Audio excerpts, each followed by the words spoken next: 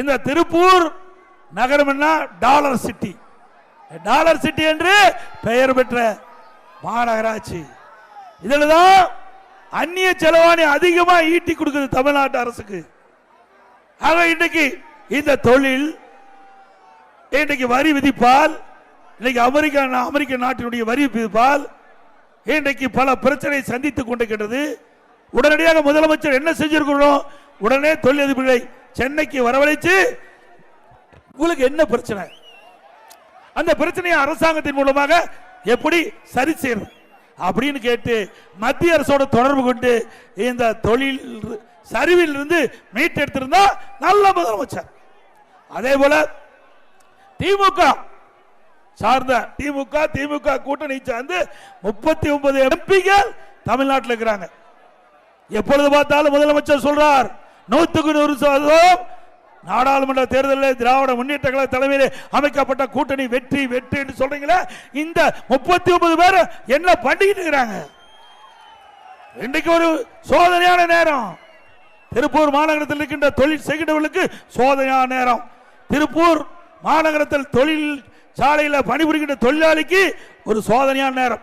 இப்படிப்பட்ட நேரத்தில் நம்முடைய நாடாளுமன்ற திராவிட முன்னேற்ற கழக தலைமையிலே கூட்டணியில் அங்க வைக்கின்ற கட்சிகள், திராவிட முன்னேற்ற கழக எம்பிகள் உடனடியாக மத்திய அமைச்சர்களை சந்தித்து, பாரத பிரதமரை சந்தித்து, எங்க தமிழ்நாட்டில் திருப்பூர் மாநகரத்தில் ஒட்டுமொத்த தமிழகத்தில் இன்றைக்கு வரி விதிப்பால் கடுமையாக பாதிக்கப்பட்டிருக்கிறார்கள்.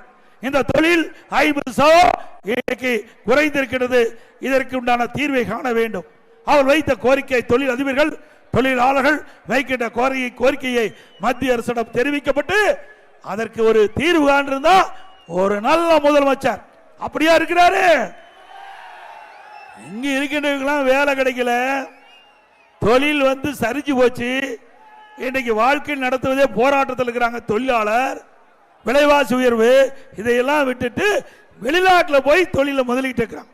இங்க இருக்கின்ற தொழிலை செய்ய முடியல, இங்க இருக்கின்ற தொழிலே நிலைக்கல.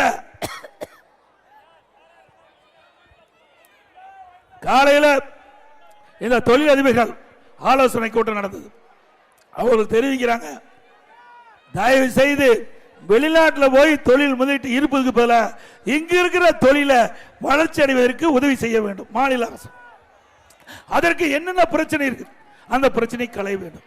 இன்றைக்கு வெளிமாநிலத்திலிருந்து நம்முடைய திருப்பூருக்கு இங்க இருக்கின்ற தொழிலதிபரை சந்தித்து பல்வேறு சலுகைகள் நாங்கள் அளிக்கிறோம், எங்களுடைய மாநிலத்துக்கு அந்த தொழிலை துவங்குங்கள் என்று ரத்தன கம்பளம் விரிச்சு எங்களை வரவேற்கிறாங்க.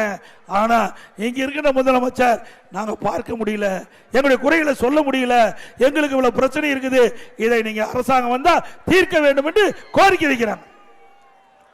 ஸ்டாலின் அவர்களே, இந்த பகுதி தொழில் வளம் நிறைந்த பகுதியாக இருக்கிறது.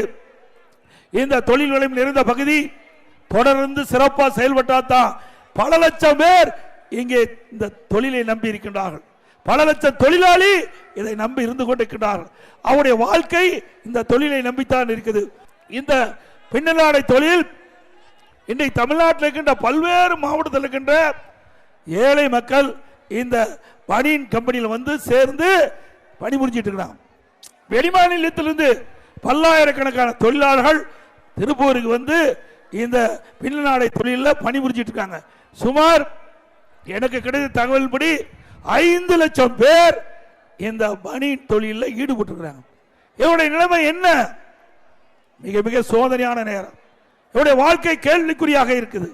இதற்கு தீர்வு காணுவதற்கு இந்த முதலமைச்சர் ஏதாவது நடவடிக்கை எடுத்தாரா?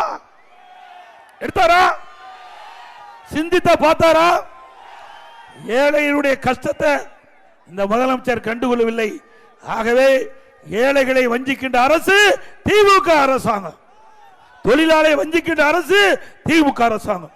மக்களை மறந்தால் அவர்கள் அடுத்த ஆண்டு நடைபெற்ற சட்டமன்ற பொதுத் தேர்தலில் இந்த ஆட்சியை வீழ்த்துவதற்கு அவருடைய வாக்கை பயன்படுத்துவார்கள். ஓட்டு போட்ட மக்களை சிந்திக்கவில்லை என்றால் ஆட்சி வீழத்தான் செய்யும். சிந்தித்து பார்க்க வேண்டும். எப்பொழுதுமே மக்களுடைய பிரச்சனை சிந்திக்கின்ற அரசாங்கமா அண்ணா திமுக அரசாங்கம். ஆனா எப்பொழுதும் வீட்டு மக்களை சிந்திக்கின்ற அரசாங்கம் திமுக அரசாங்கம்.